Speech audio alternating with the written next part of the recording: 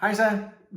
Den her YouTube-video, den er lidt særlig, fordi at her den anden dag, der var jeg inde hos Brag, en af mine dejlige kunder, som er et ingeniørhus, som jeg har været ved i lang tid nu. Jeg var inde og give dem en pep-talk, et oplæg, som ligesom fik genetableret kendskabet til noget af den faglighed, vi har snakket om. Og det optog jeg, og det kan du nu se her. Der bliver også stillet nogle rigtig kloge spørgsmål, som jeg svarer på. Så det her, det er altså både, 10 gode tips og alle de omkringliggende spørgsmål, som du kan bruge her. Jeg vil råde dig til at se det til enden, fordi det er virkelig meget værdi, du får for pengene her. Det er noget, jeg normalt tager mange penge for at komme ud og lave løbende sådan nogle her ting. Så se med her og få 10 rigtig gode tips, som du kan bruge i dine tekster allerede i dag til at gøre dem meget bedre. Det tør jeg godt love. Snakkes. Okay, der er ikke nogen, der tager noget af den juice der, fordi nu er jeg lige sat det op. Sådan der. Okay, fedt. Tak fordi jeg måtte komme igen, og jeg vil meget gerne sige undskyld for, at jeg ikke kom sidste gang. Jeg glemte kagen i dag. Sidste gang glemte jeg at komme, i dag glemte jeg kagen. Så den må I have til gode også. Men nu er vi her. Nu er vi her. Det lykkedes mig at fragte mig selv herind, og det er super fedt. Og det er jo lidt lang tid siden sidst. Så jeg tænkte i dag, også bare for at holde det, jeg ved, I har jo møder og alle de der ting, så lige holde det lidt let her til sidst, og også gøre det lidt sjovt og sådan noget der. Så i dag har jeg bare taget 10 af, de hurtige med, som vi lige gennemgår. Og så synes jeg, det kunne være fedt, hvis I er frisk på det. Og når vi så springer videre til den næste, så giver jeg lige gæt på, hvad den næste er. Fordi vi har nogenlunde været igennem med alle de her ting, og det kunne bare være sjovt at høre sådan, om I egentlig ikke har fanget noget af den faglighed, som vi har snakket om. Der bliver kigget lidt over til. Bare modellen. Kan I huske Brag-modellen? Kan I huske den? Fordi jeg kørte og tænkte på den. Hvad fanden var det nu, det var? Det var begynde. Det passede heller ikke med bogstaverne, gjorde det? Det gjorde det da. Det gjorde det da. Det gjorde det da. Begynd. Redigere, aflevere, vurdere. Var det ikke sådan, det var? Ja. Så, Brag-model, det er godt. Men her, den har jeg ikke med i dag, desværre. Men i dag har jeg 10 hurtige tips med. Til små greb, der gør dine tekster skarpere, varmere og hurtigere at læse. Og det er jo det, vi gerne vil have. Det skal være let at læse, det skal være rart at læse, det skal være sjovt at læse. Er der nogen, der har et bud på, hvad den første er? Skriv som du taler. Skriv som du taler, bliver der sagt. Lad os se ad. Så er der lukket. Den første er, skriv meget mere du end jeg. Det var, det var ikke den. Men det var ikke den, men det var noget andet. Det var noget med sproget og sådan noget der. Og det var i hvert fald noget med at skrive, ikke? Det var noget med at skrive. Okay, men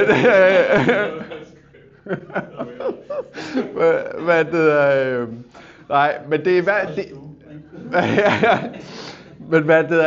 det handler jo i virkeligheden, det er jo lidt hen ad det samme i virkeligheden, fordi at når det er, vi snakker med folk, så snakker man heller ikke kun om sig selv, eller der er nogen, der gør, men når det er, man snakker med sådan nogen, så stempler man også rimelig hurtigt ud af samtalen. Der er ikke rigtig nogen, der gider at høre på nogen, der står og snakker jeg-snak hele tiden. Vi skal have noget ud, eller læseren skal have noget ud af det, vi skriver. Så det skal være meget mere modtagerrettet, end det skal være mig-rettet. Og så et spørgsmål til jer. Hvad så, hvis man skriver meget vi, for eksempel? Det gør virksomheder rigtig meget. Så hvor tror I, den sådan lander i hele det spektrum der? Hvordan vil det føles, når man læser det? Det er jo ligesom jeg, bare mere upersonligt. Ja, det er upersonligt. Det er vagt. Hvem er det overhovedet, der snakker? Vi kan godt lide, at der er en afsender på. Så man må godt skrive, lægge også mærke til, at jeg skriver mere du end jeg. Det betyder ikke, at du aldrig må skrive jeg, fordi det er også godt at have afsenderen med i det, men det handler mere om modtageren. Så det var den første. Så det er mærkeligt ud, hvis det var et bragopslag, og så står der jeg hele vejen ned igennem. Så skal så stå du. Ja, altså sådan, ja, så vil jeg... Formulere, altså brag, det er jo ikke én person i brag, det er afsenderen, så der står jeg i et bragopslag. Nej, det er rigtigt nok. Hvad forenkler man til der? Det er rigtigt. For en virksomhed, jeg gentager lige til YouTube, så fra en virksomhedsside, så kan man ikke bare skrive jeg. Det er klart, eller det kan man godt, det er der nogen, der gør. Der er nogen, der sådan går ind og tager en virksomhedsside, og så skriver det faktisk fra et jeg-perspektiv, som om det er SoMe-manageren her, der skriver, jeg synes det her, eller andet. Og det kan sådan set godt fungere rigtig, rigtig godt, fordi det skaber også en eller anden identitet. Man kan også overveje, skal man sætte,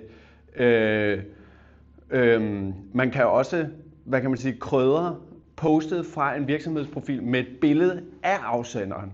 For eksempel, hvis du har været ude ved en kunde eller et projekt, så kan du lægge billeder op af dig. Hey, jeg var sgu herhenne og snakke med dem her, det var super fedt.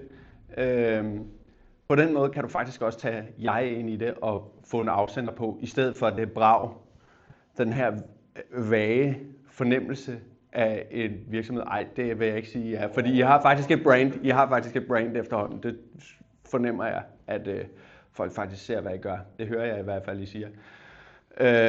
Så på den måde kan man faktisk godt tage jeg-afsenderen med, men ellers få modtageren ind i det, ikke også?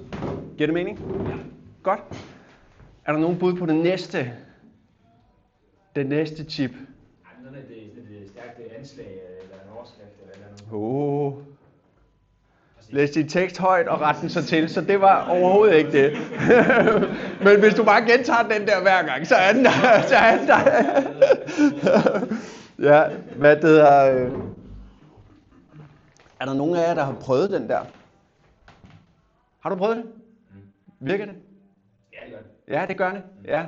Hvad fornemmer du, der sker, når du læser det højt? Det lyder jo altid anderledes, end den måde, du læser det op på inde i dit eget hoved.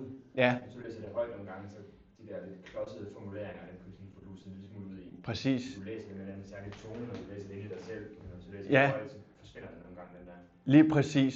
Alt det kludrede får man meget mere øje på, og kan meget bedre fornemme rytmen, og glider jeg faktisk igennem teksten her. Fordi at den måde, du tænker teksten på, når du skriver, det er meget naturligt for dig, men det kan godt være, at det overhovedet ikke er naturligt for dine læser. Derfor læs den højt. Gå lige ind i et rum, eller du kan også bare sidde og mumle den, ærligt talt. Altså, hvis du ikke vil ligne en weirdo på kontoret eller et eller andet.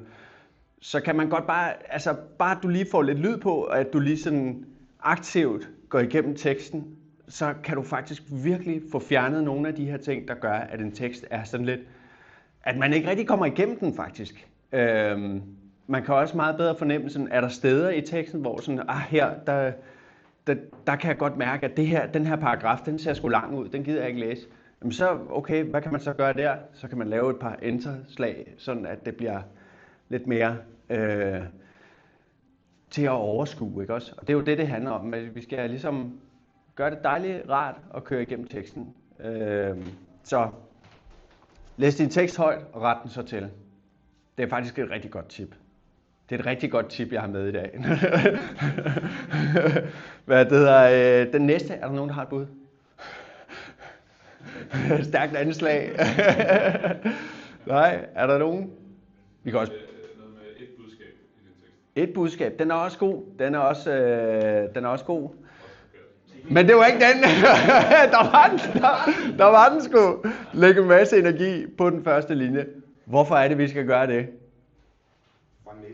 Fang læseren. Ja tak. Boom.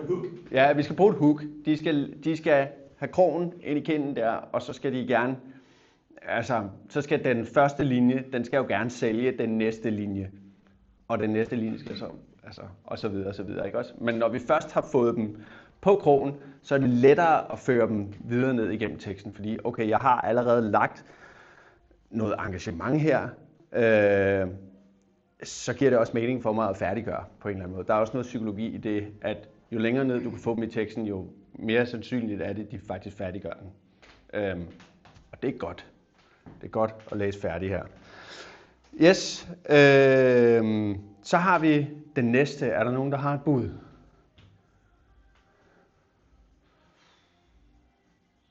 Nej, vi kører videre. Det er også i orden, men det er okay. Det skal jeg lige nu. Det noterer jeg bagefter. Bullets. Det var ikke den. Lad den sidde og marinere, inden du kigger igen.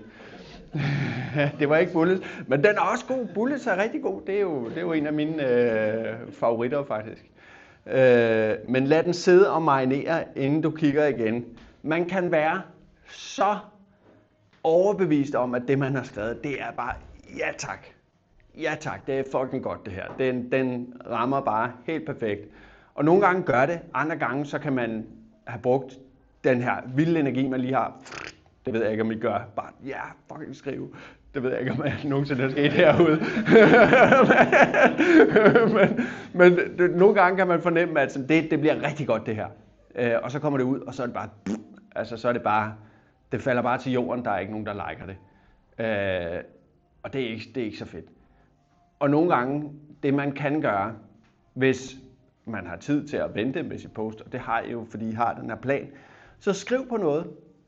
Lad det ligge en dag, lad det ligge 2 dage, vend tilbage til det, og så eventuelt læse det højt, og så se, om det stadig er godt. Og ofte der, så finder man endnu flere fejl, eller endnu flere ting, der kunne være lige det skarpere, når man kommer tilbage til det.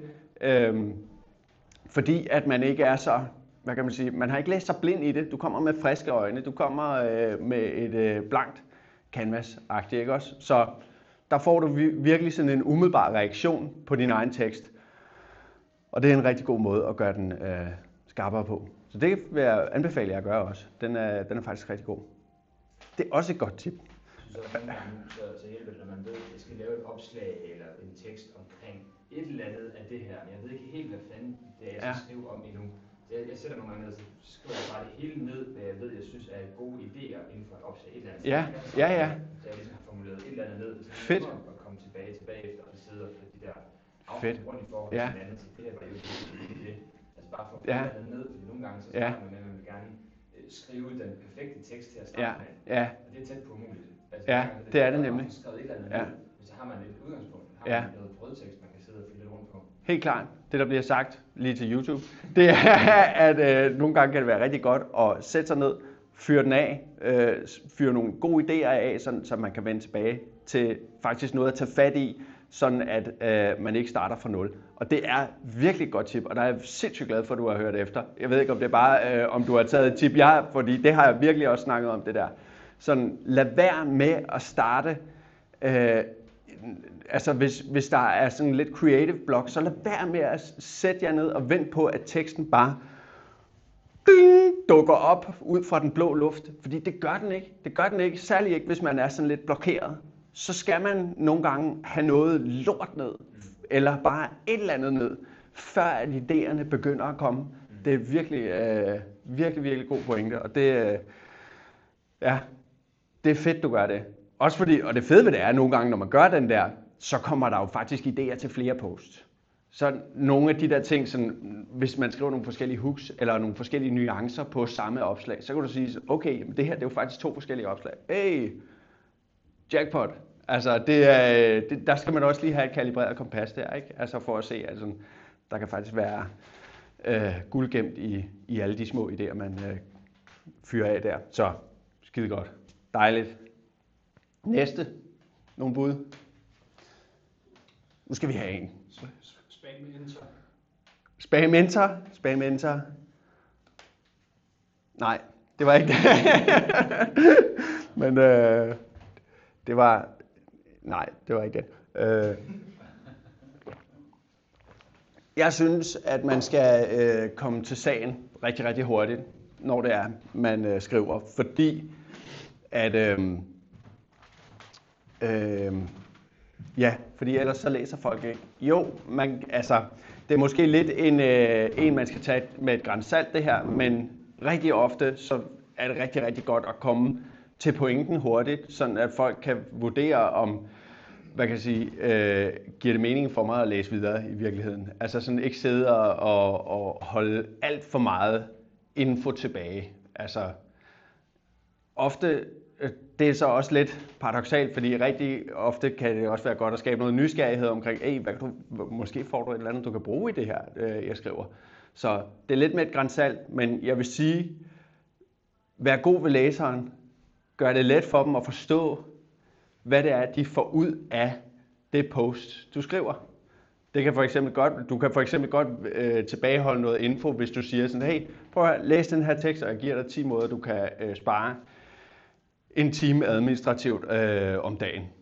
Okay, helt sikkert. Så kan det godt være, at du lige tilbageholder, hvordan det er, du kan hjælpe med det, men du giver, hvad kan man sige, et outcome alligevel, ikke? Så jeg vil sige, kom til det der outcome så hurtigt som muligt, fordi at det handler om læseren, det handler om deres tid, og det handler om at behandle den med respekt, og at ja, de vil jo gerne have et eller andet ud af det, og vi skal fortælle dem, hvad det er, de skal have ud af det, eller hvad det er, de kan få ud af det. Så, yes, det var nummer 5. Nogle bud på nummer 6. Kort, præcist og skarpt. Kort, præcist og skarpt, bliver der sagt. Ja.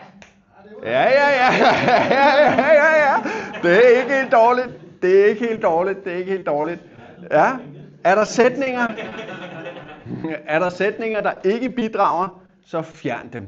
Det er virkelig en ting, som, hvad kan man sige, mange dealer med. Også rigtig meget det der med, når man har den der energi til at sidde og skrive, og man fyrer den af, så rigtig meget, så får man lige, jeg får også lige den her tanke, jeg kylder lige et eller andet ind.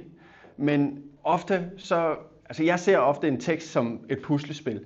At alle de paragrafer og ting og sager, man kan bygge op omkring et eller andet, man gerne vil sige, det er en brik i det her puslespil, og når du samler det, så giver det et flot billede af et Disney-slot eller et eller andet. Men nogle gange, når det er, man bare sidder og skriver ukritisk, så kommer der lige en brik ind fra et andet puslespil, som ikke rigtig passer ind. Og det er dem, vi lige skal være lidt påpasselige med. Og det er også derfor, vi skal læse teksten højt. Og det er derfor, vi lige skal lade den marinere lidt. Fordi når vi så kommer tilbage, så kan vi se, den her brik her, den passer måske ikke. Og den er faktisk lidt mere støj i det, jeg prøver at fortælle. Så vær opmærksom på i virkeligheden, hvad det er, I skriver. Og fjern det, der ikke giver mening. Og have med. Giver det mening? Nice.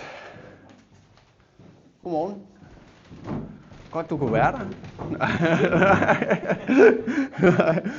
Nå, det var nummer 6. Er der nogen bud på nummer 7? Du gætter bare Bosen. Bare gæt på nummer 7. Ja, hvad tror du næste tip er? No pressure. Humor. Det er også ikke... Ja, den er god. Det er et godt tip. Men skriv i et aktivt sprog. Ja. Det er i virkeligheden bare en rigtig god måde at, hvad kan man sige, gøre teksten let afkodelig. Nogle gange snakker jeg om det der med sådan friktion i hjernen omkring, altså sådan, hvor meget er det egentlig, vi skal afkode, når det er, vi læser noget. Og hvad kan man sige, sådan noget før, nutid og whatever, det er bare, altså hvis man skriver i den tid, så er det bare, hvad kan man sige, der er flere fartbump på den vej, end der er, hvis vi bare skriver nutid, aktivt og, hvad kan man sige, fremadvendt. Det er fedt at læse, der er mere energi i det, og det er hurtigere at afkode. Så skriv et aktivt sprog, nutid. Det er faktisk meget simpelt, men i det store hele gør det faktisk en ret stor forskel i, hvordan man opfatter en tekst. Yes. Det var nummer 7. Er der nogen bud på nummer 8? Ja. Humor. Vi bliver ved humor så. Det kan være, at den kan noget. Find ud af, hvilken reaktion du vil have, inden du skriver. Hvorfor giver det mening?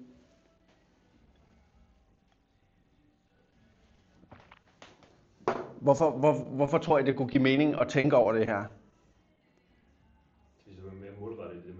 Så er man mere målrettet i det, man skriver. Lige præcis. Simpelt. Det er i virkeligheden, altså sådan, det, som vi skal med vores SoMe-opslag og med den her indsats, det er, at vi skal finde den rigtige ting at sige til den rigtige målgruppe. Og så derimellem er der et eller andet med sådan, hvad kan man sige, format, der er en måde at vinkle den her ting på ofte. Og det kræver nogle gange bare, at vi kender det outcome, som vi gerne vil have ved det her opslag. Sådan, okay, hvad vil jeg gerne have, at folk gør, føler, tænker eller siger, efter de har læst mit post.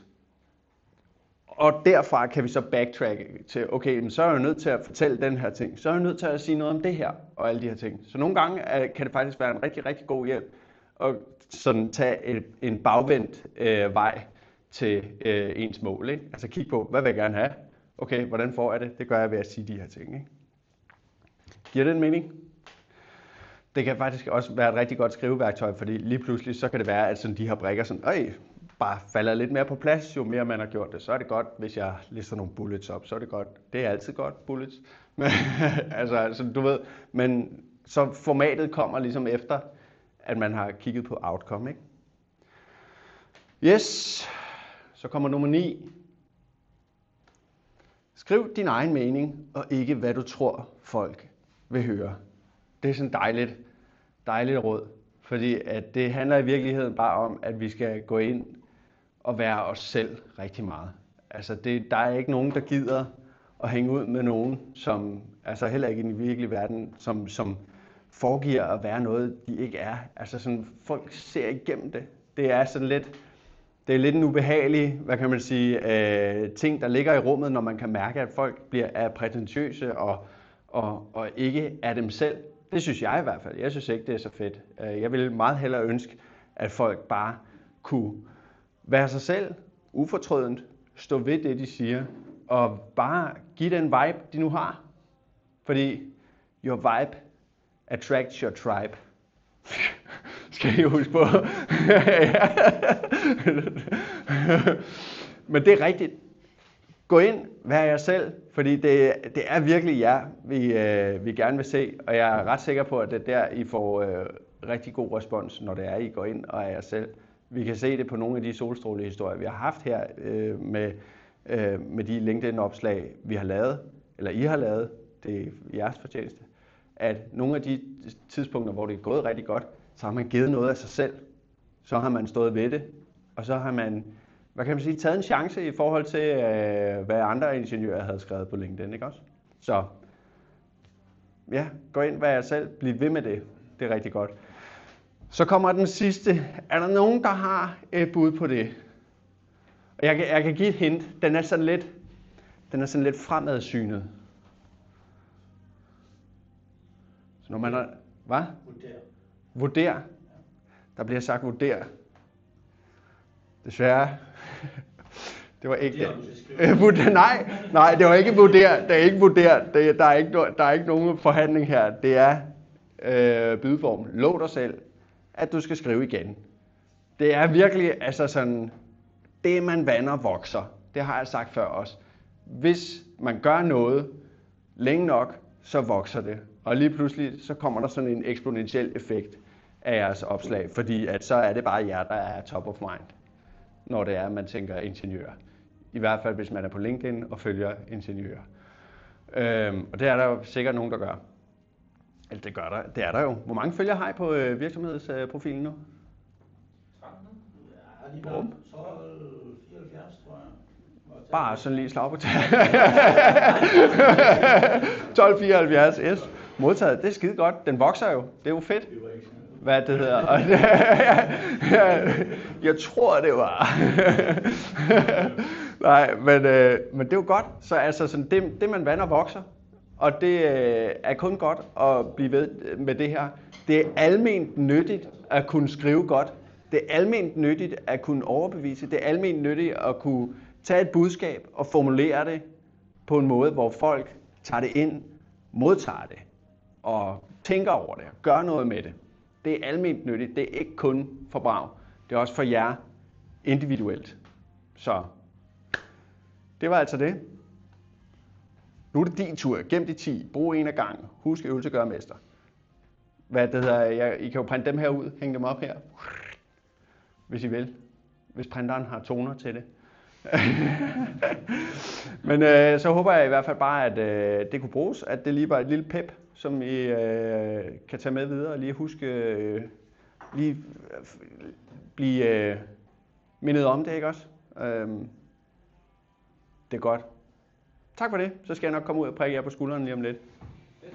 Alle sammen. Ja, det er godt. Tak for det.